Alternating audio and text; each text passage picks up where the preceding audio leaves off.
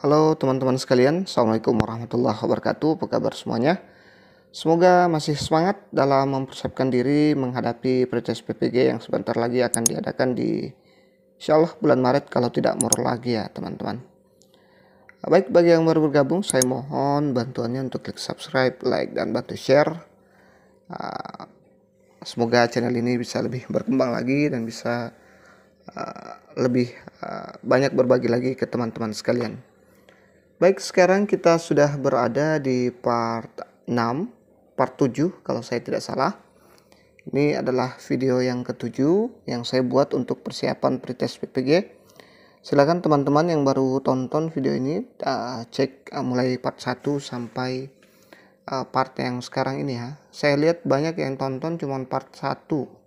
Part 7-nya part yang lain itu kurang ya. Entah kenapa ya. Silahkan buka di playlist ya. Baik, kita langsung ke soal. Untuk mencegah terjadinya jawaban siswa yang sangat beragam, jenis tes uraian yang paling tepat digunakan adalah A. Tes uraian bebas, B. Tes uraian terbatas, C. Yang sederhana, D. Yang sangat kompleks. Kira-kira yang mana nih jawabannya untuk mencegah terjadinya jawaban siswa yang beragam ya, yang sangat beragam? Kira-kira jenis tes yang mana yang akan kita pakai? Apakah tes uraian bebas, tes uraian terbatas, atau yang sederhana, atau mungkin yang sangat kompleks ya? Kita lihat jawabannya. Oke. Ternyata jawaban yang benar adalah option B, tes uraian terbatas. Jadi dari kalimatnya saja atau katanya saja kita sudah bisa lihat ya. Ini untuk mencegah ya, mencegah terjadinya jawaban yang sangat beragam ya. Jadi kita harus batasi tes uraian tersebut ya. Kita lihat uraian tes terbatas atau terstruktur ya. Soal yang disusun tidak mengembang tetapi lebih terarah dan terbatas, sehingga ada batasan jawabannya. Walaupun kalimat jawaban peserta didik itu beraneka ragam, tetapi harus ada pokok-pokok penting yang terdapat dalam sistematika jawabannya, sesuai dengan batas-batas yang telah ditentukan dan dikehendaki dalam soalnya. Maka yang paling penting dan harus diperhatikan yaitu sistematika jawabannya ya. Contoh gini, sebutkan macam-macam buah ya. Kalau kita buat soal sebutkan macam-macam buah, itu dia akan beraneka ragam. Mereka akan menulis sampai sebisa mungkin ya, menyebutkan macam-macam buah tersebut.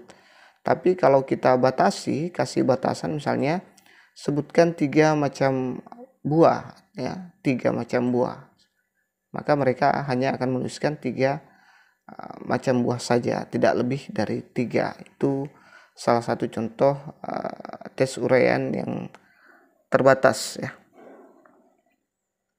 Atau kita bisa batasi lagi 3 buah, tuliskan 3 buah yang mengandung tinggi serat misalnya, tinggi serat ya, maka mereka tidak akan jauh-jauh dari sana ya, tidak akan melebar. Baik, kita lanjut ke soal berikutnya. Jangan lupa subscribe, like, dan bantu share. Perhatikan butir soal uraian berikut. Sebutkan 3 buah sungai di provinsi, saya salah ketik ya, Provinsi Jawa Barat yang bermuara di Laut Jawa. Butir soal tersebut: A. Cukup bagus karena jumlah sungai yang ditanyakan sudah terukur. B. Cukup bagus karena ditulis dengan bahasa yang mudah dimengerti. C. Jelek karena hanya mengukur tingkat berpikir rendah atau ranah ingatan.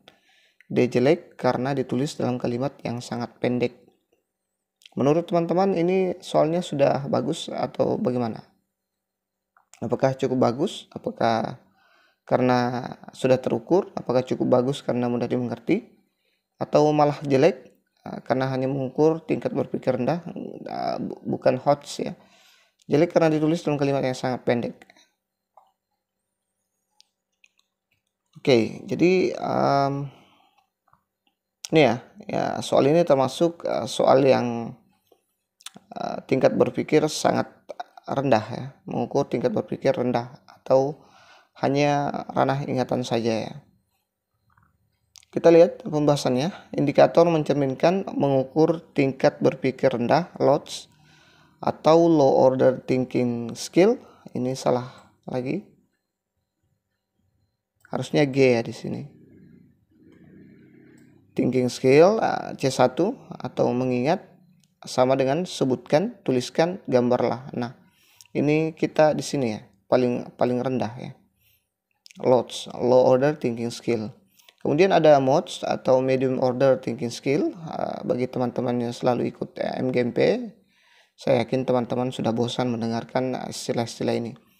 C2 memahami, jelaskan, bedakan, identifikasi. Nah, kemudian ada yang C3 menerapkan, tentukan, hitunglah hasil dari. Kemudian ada HOTS atau biasa disebut dengan high order thinking skill, yaitu C4 menganalisis, bandingkan, apa pengaruh. Kemudian ada yang kelima C5 evaluasi, simpulkan. Ada C6 mencipta, buatlah grafik hubungan, buat diagram. Nah, itulah tingkatan-tingkatan berpikir ya. Ada mulai rendah, medium, kemudian ada yang tingkat tinggi ya. Ada C1 sampai C6. Kita lanjut ke soal latihan berikutnya. Dari banyaknya definisi atau batasan yang dikemukakan oleh para ahli, namun esensi dari pengertian penilaian portofolio adalah A. Kumpulan hasil karya siswa, B. Rekaman hasil karya siswa, C. Rangkaian hasil karya siswa, D. Kumpulan nilai siswa, E. Kumpulan siswa. Ya, dari banyaknya definisi dari para ahli, namun dari pengertian penilaian portofolio yang mana kira-kira? Hasil karya siswa atau rekaman, kumpulan rekaman, rangkaian, kumpulan nilai, atau malah kumpulan siswa? Kita lihat jawabannya, ini adalah kumpulan hasil karya siswa ya. Kita lihat pembahasannya. Portofolio adalah kumpulan hasil karya seorang peserta didik sebagai hasil pelaksanaan tugas kinerja yang ditentukan oleh guru atau oleh peserta didik bersama guru sebagai bagian dari usaha mencapai tujuan belajar atau mencapai kompetensi yang ditentukan dalam kurikulum. Jadi jangan sampai teman-teman ini ya salah paham di sini atau malah salah paham di sini. Ya, rangkaian ya. Ini sebenarnya kumpulan ya, hasil karya siswa. Saya yakin guru-guru profesional sudah lama mengajar pasti tahu. Kita lanjut ke soal berikutnya. Pagi ini penyerahan raport untuk siswa SMP Mekarsari. Bu Neni adalah guru matematika di SMP tersebut. Saat sehabis pembagian raport, tiba-tiba Bu Neni didatangi oleh orang tua murid sambil marah-marah, sambal ya, maaf saya salah ketik, dan menggerutu karena nilai anaknya jelek, padahal menurutnya anaknya adalah siswa yang pintar. Bu Neni kemudian menjelaskan teknik prosedur dan hasil pengolahan nilainya dari nilai harian, PTS, dan PAS, serta nilai sikap siswa dengan buku catatan penilaian yang lengkap. Dan akhirnya orang tua siswa tersebut dapat mengerti bahwa nilai anaknya memang sesuai dengan fakta. Dengan demikian, Bu Neni telah melaksanakan prinsip penilaian: A. Adil, B. Objektif, C. Menyeluruh, D. Sistematis, E. Akuntabel. Kira-kira yang mana nih teman-teman? Agak bingung ya.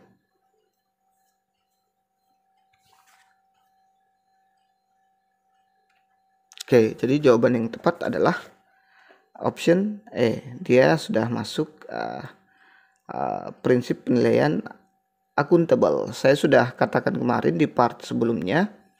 Ini dia penilaian dapat dipertanggungjawabkan. Seperti yang kemarin yang saya katakan bahwa ada 7 kriteria penilaian. Ya. Silakan teman-teman tonton yang belum tonton. Kalau sudah memenuhi ke-7 kriteria itu, maka endingnya adalah dia akuntabel atau sudah bisa dipertanggungjawabkan. Nah, di sini sudah adil ya. Cara menilainya sudah adil, sudah objektif, sudah menyeluruh, kemudian sudah sangat sistematis ya. Jadi endingnya akuntabel, bisa dipertanggungjawabkan mulai dari harian, PTS, PAS, termasuk sikap siswa ya. Seperti itu. Kita lanjut ke soal berikutnya.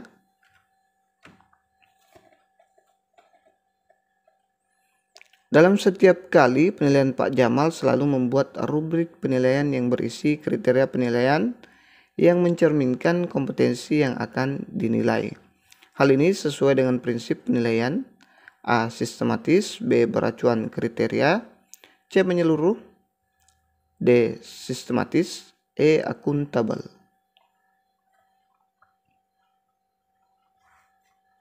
Yang mana kira-kira? Apakah sistematis, beracuan kriteria, menyeluruh, sistematis, akuntabel? Kita lihat jawabannya. Ya, dia termasuk di option B ya.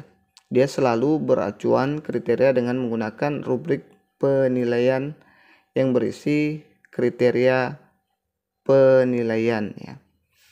Nah, ini dia penilaian didasarkan pada ukuran pencapaian kompetensi yang ditetapkan. Dia berarti dia punya acuan atau beracuan kriteria.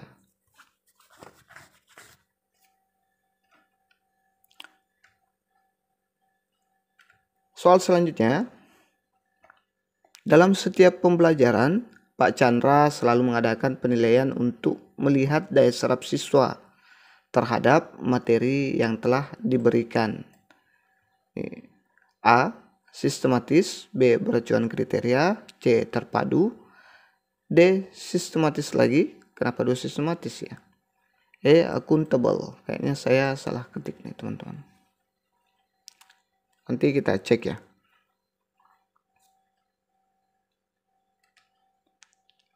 Oke, jadi jawaban yang tepat ada di option C, yaitu terpadu ya.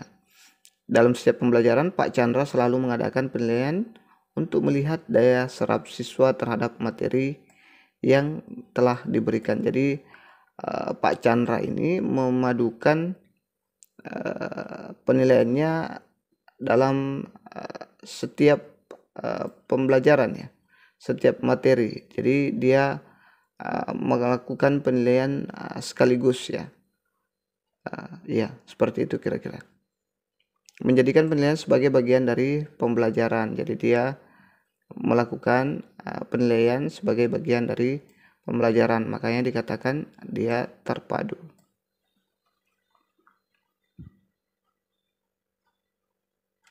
Soal selanjutnya. Pada awal semester, Pak Budi sebagai guru IPA selalu menjelaskan penilaian yang akan dilaksanakan selama 1 semester dan penentuan nilai akhir IPA yang menerapkan prinsip penilaian A. Sistematis, B. Terbuka, C. Terpadu, D. Sistematis. Kok gini ya? Tapi tidak apa-apa ya teman-teman. E. Akuntabel. Ya. Pada awal semester, Pak Budi sebagai guru IPA selalu menjelaskan penilaian yang akan dilaksanakan selama 1 semester dan penentuan nilai akhir ya. Ya, selalu saya juga dulu selalu menemukan guru yang seperti ini.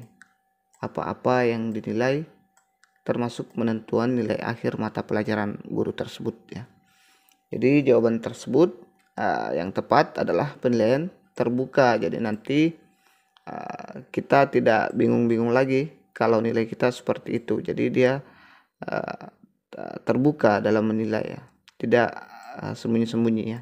Jadi kita diberitahu memang apa yang akan dinilai nanti, yang mana, dan yang mana. Menjelaskan semua jenis penilaian, teknik prosedur, pengolahan nilai, sampai penentuan akhir ya. Itu disebut dengan penilaian terbuka.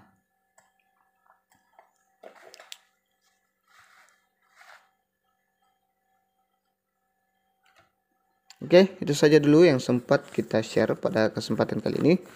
Mudah-mudahan bermanfaat. Jangan pernah lelah untuk belajar, jangan pernah capek karena tidak ada ruginya lulus pretest PPG. Itu berhubungan dengan dompet teman-teman ya, insyaallah akan tebal 2 kali lipat. Amin ya.